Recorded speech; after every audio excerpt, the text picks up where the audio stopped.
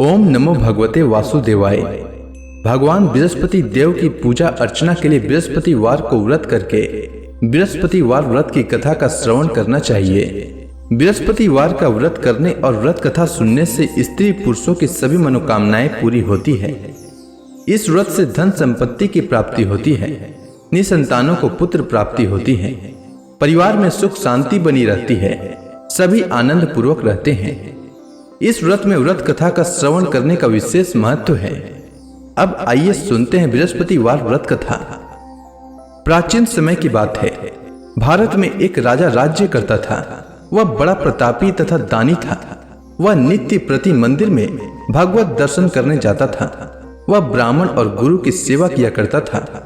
उसके द्वार से कोई भी याचक निराश होकर नहीं लौटता था। वह प्रत्येक गुरुवार को व्रत रखता एवं पूजन करता था। हर दिन गरीबों की सहायता करता था। परंतु यह सब बातें उसकी रानी को अच्छी नहीं लगती थी। वह न तो व्रत करती और न किसी को एक भी पैसा दान में देती थी। वह राजा से भी ऐसा करने को मना किया करती थी। एक समय की बात है। राजा शिकार खेलने वन को चले गए। घर पर रानी और दासी थी। उस समय गुरु बृहस्पति साधु का रूप धारण कर राजा के दरवाजे पर भिक्षा मांगने आए। साधु ने रानी से भिक्षा मांगी तो वह कहने लगी, हे साधु महाराज, मैं इस दान और पुण्य से तंग आ चुकी हूँ। इस कार्य के लिए तो मेरे पति देव ही बहुत हैं। अब आप ऐसी कृपा करें कि सारा धन नष्ट हो जाए तथा मैं आराम से रह सकूं। साधु रूपी बृहस्पति देव ने कहा, हे देवी, तुम बड़ी विचित्र हो। संतान और धन से कोई दुखी नहीं होता है, इसको सभी चाहते हैं। पापी भी पुत्र और धन की इच्छा करता है।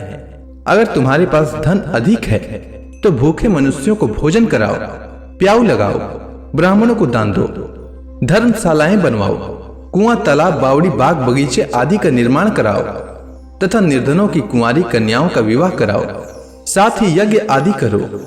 इस प्रकार के कर्मों से आपके कुल का और आपका नाम परलोक में सार्थक होगा एवं स्वर्ग की प्राप्ति होगी। परंतु रानी साधु की इन बातों से खुश नहीं हुई। उसने कहा, हे साधु महाराज, मुझे ऐसे धन की आवश्यकता नहीं जिसको मैं अन्य लोगों को दान दूं तथा जिसको रखने और संभालने में ही मेरा सारा समय नष्ट हो जाए।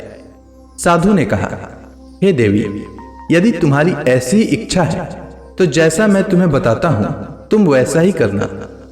बृहस्पतिवार के दिन घर को गोबर से लिपना, अपने केसों को पीली मिट्टी से धोना, केसों को धोते समय स्नान करना, राजा से कहना वह हजामत करवाए, भोजन में मांस मदिरा खाना, कपड़ा धोबी के यहाँ धुलने देना। इस प्रकार 7 बृहस्पतिवार करने से तुम्हारा धन नष्ट हो जाएगा। यह कहकर साधु महाराज रूपी बृहस्पति देव अंतर ध्यान हो गए। रानी ने साधु के कहने के अनुसार 7 बृहस्पतिवार तक वैसा ही करने का विचार किया। साधु के बताए अनुसार कार्य करते हुए केवल 3 बृहस्पतिवार ही बीते थे कि उसकी समस्त धन संपत्ति नष्ट हो गई। भोजन के लिए दोनों समय परिवार तरसने लगा तथा सांसारिक भोगों से दुखी रहने लगा।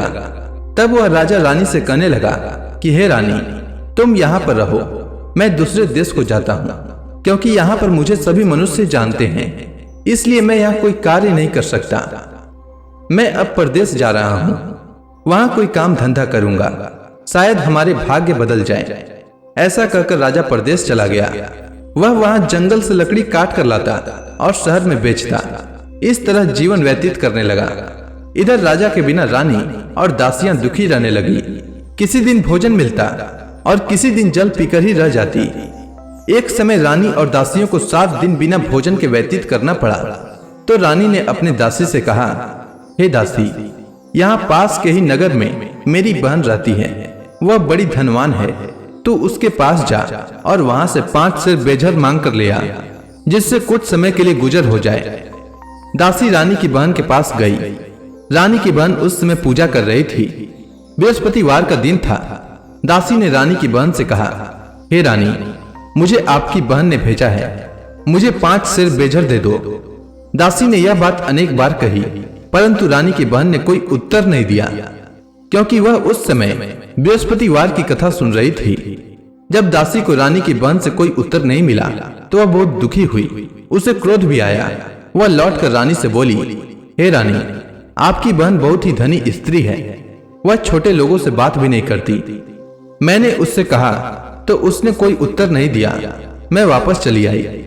रानी बोली, हे दासी, इसमें उसका कोई दोष नहीं है। जब बुरे दिन आते हैं तब कोई सहारा नहीं देता। अच्छे बुरे का पता विपत्ति में ही लगता है। जो ईश्वर की इच्छा होगी वही होगा।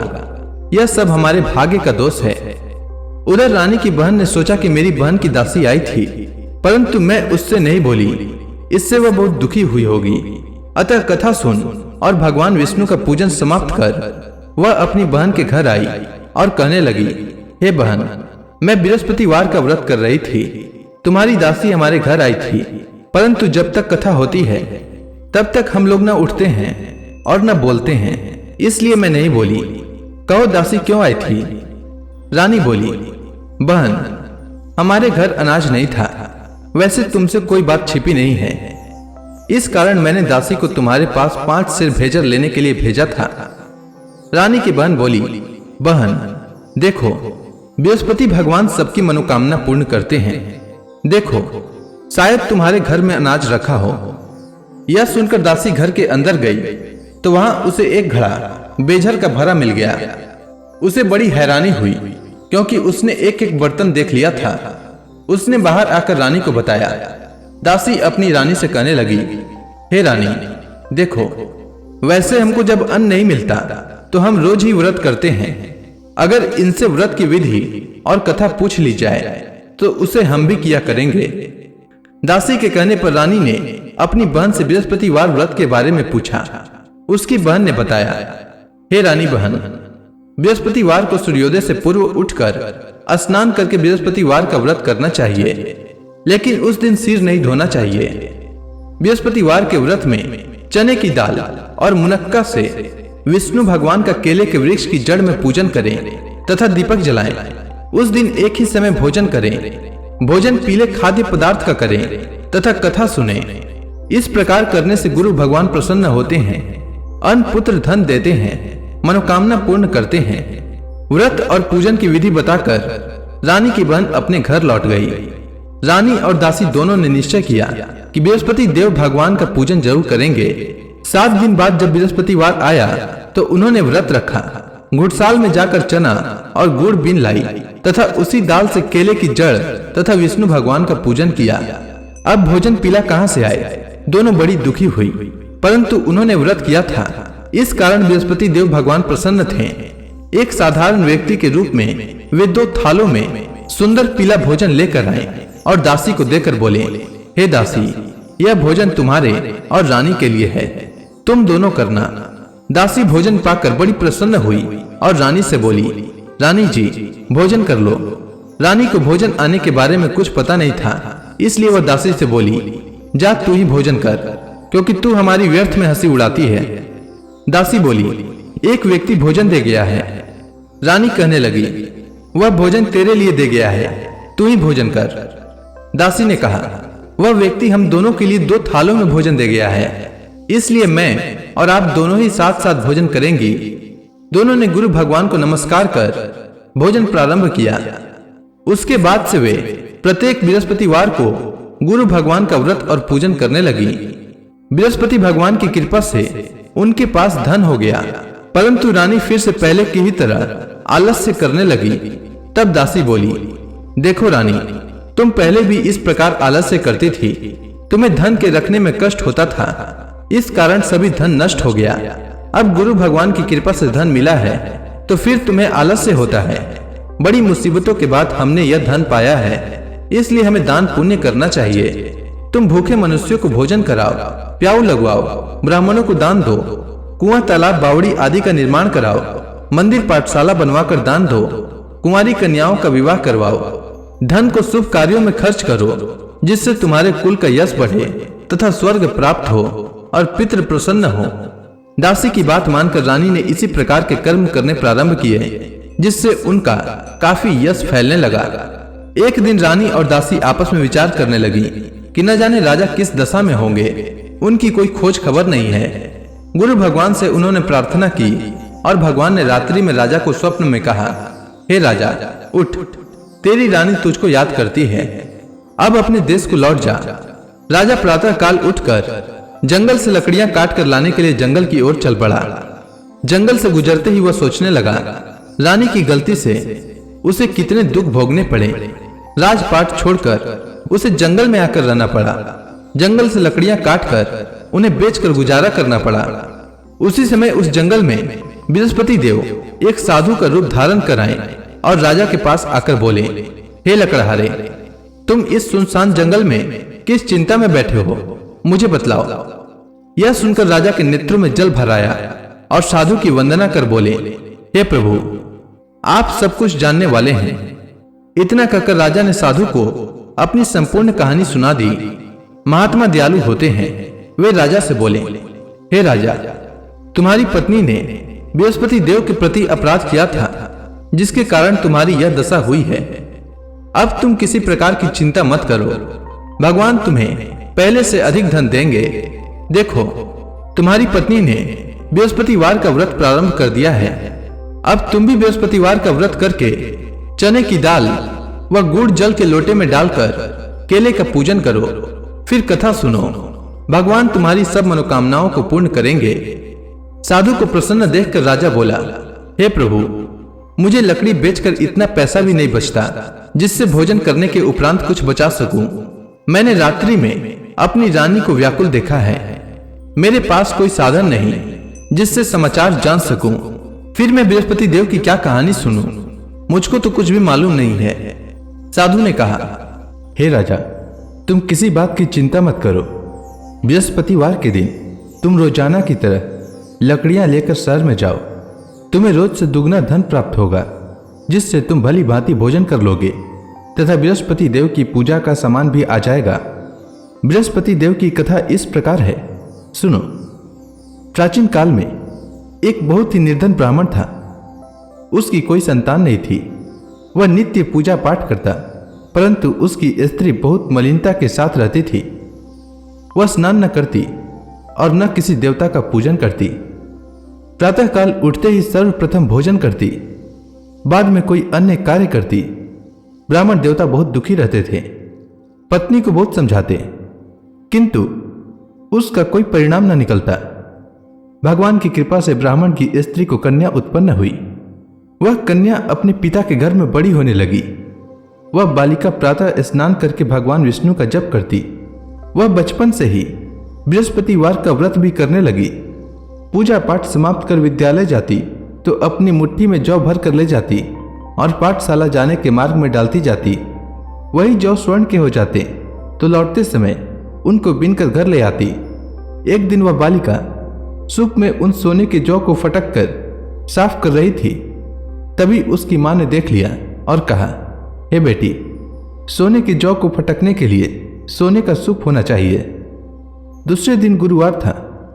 इस कन्या ने व्रत रखा और बृहस्पति देव से प्रार्थना करके कहा, हे प्रभु, यदि मैंने सच्चे मन से आपकी पूजा की हो तो मुझे सोने का सूप दे दो। बृहस्पति देव ने उसकी प्रार्थना स्वीकार कर ली।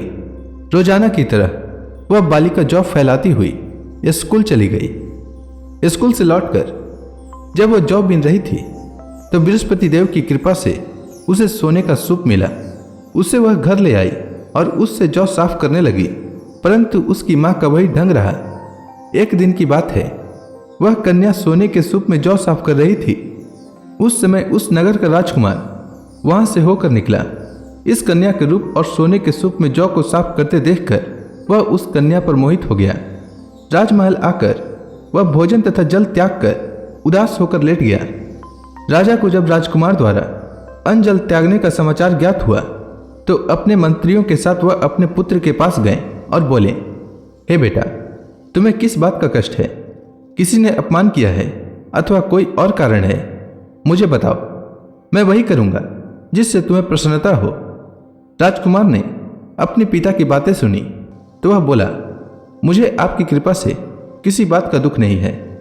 किसी ने मेरा अपमान नहीं किया है, परंतु मैं उस लड़की के साथ विवाह करना चाहता हूं जो सोने के सूप में जौ साफ कर रही थी।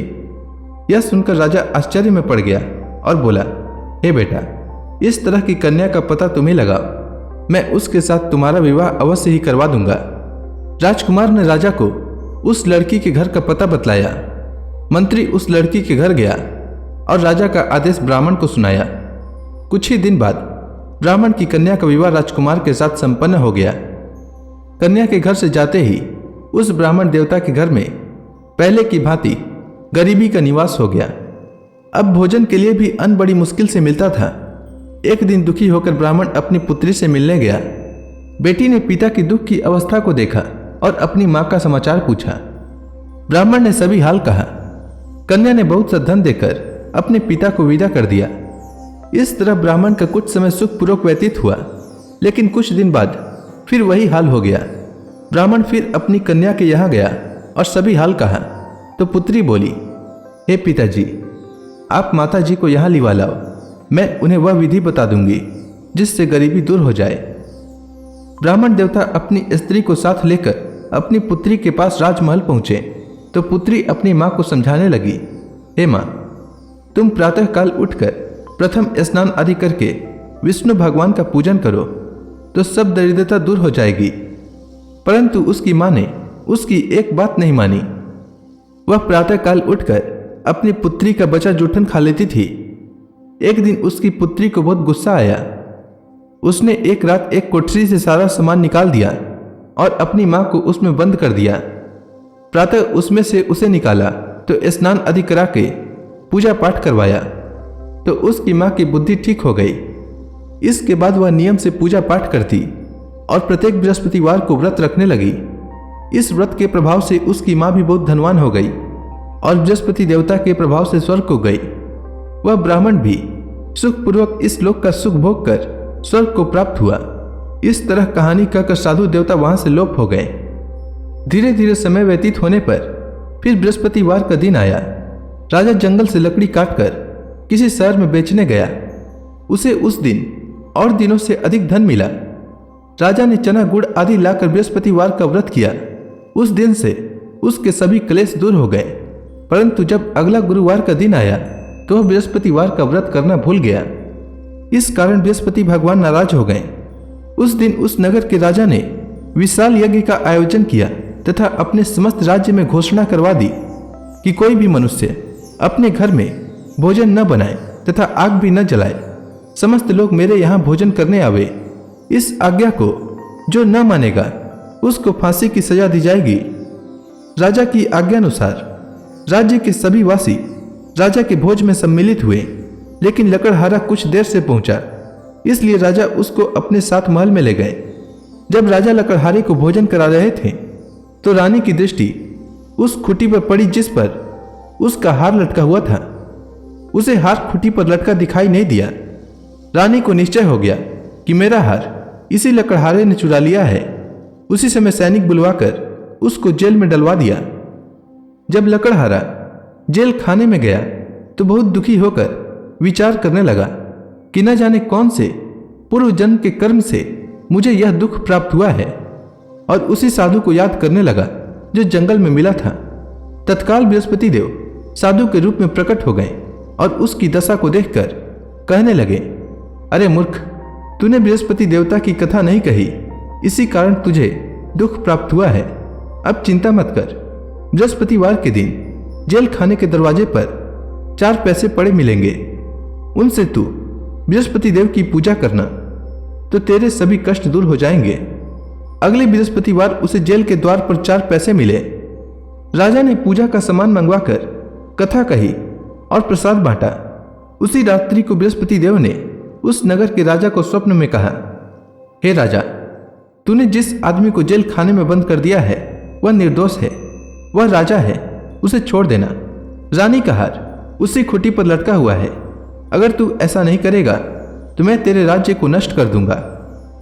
राजा प्रातःकाल उठा और खुटी पर हार टंगा देखकर लकड़हारे को बुलाकर क्षमा मांगी तथा राजा के योग्य सुंदर वस्त्र आभूषण भेंट कर उसे विदा किया।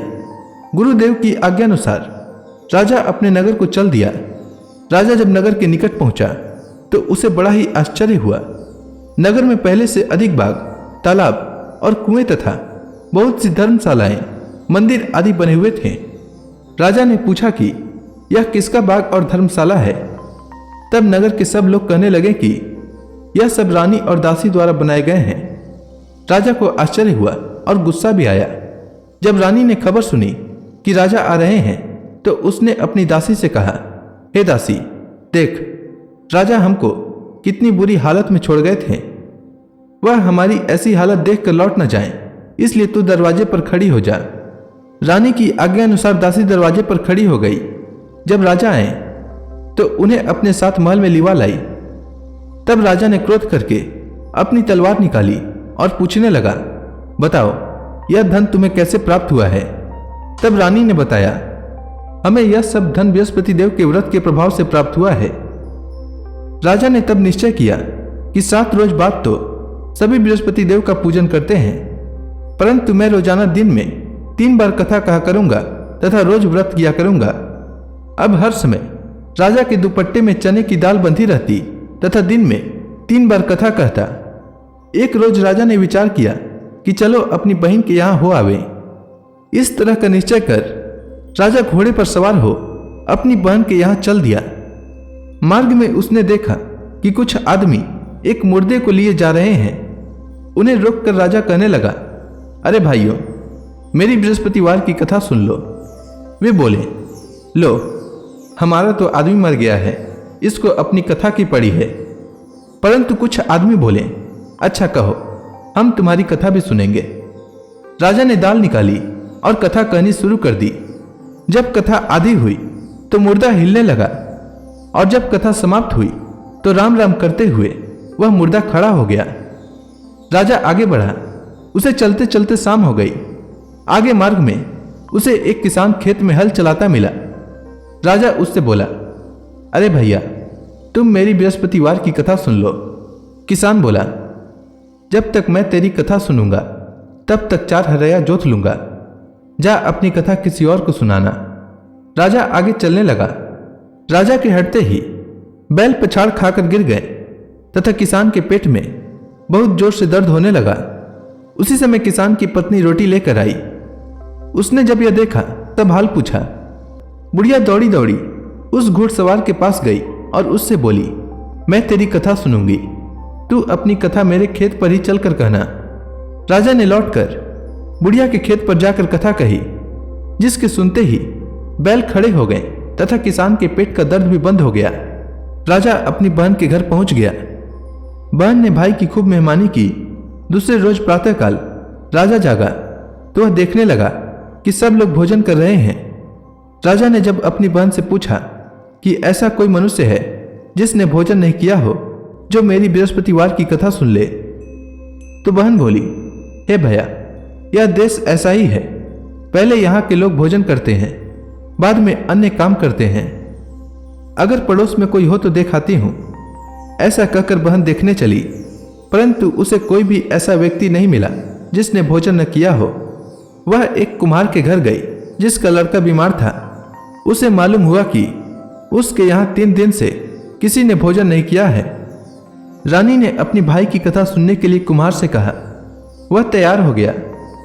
राजा ने जाकर बृहस्पतिवार की कथा कही, जिसको सुनकर उसका लड़का ठीक हो गया। अब तो राजा की प्रशंसा होने लगी।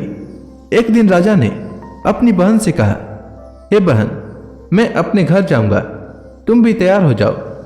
राजा की बहन ने अपनी सास से अपने भाई के साथ जाने की आज्ञा मांगी। सास बोली, चली जा, परंतु अपने लड़कों को मत ले जाना, क्योंकि तेरे भाई को कोई संतान नहीं होती है।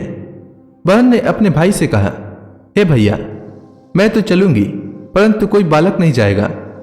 राजा ने कहा, जब कोई बालक नहीं चलेगा तब तुम जाकर ही क्या करोगी? दुखी मन से राजा अपने नगर को लौट आया। राजा ने अपनी रानी से कहा, हम निसंतान हैं, इसलिए कोई हमारे घर आना पसंद नहीं करता। इतना कह वह बिना भोजन आदि किए शैया पर लेट गया।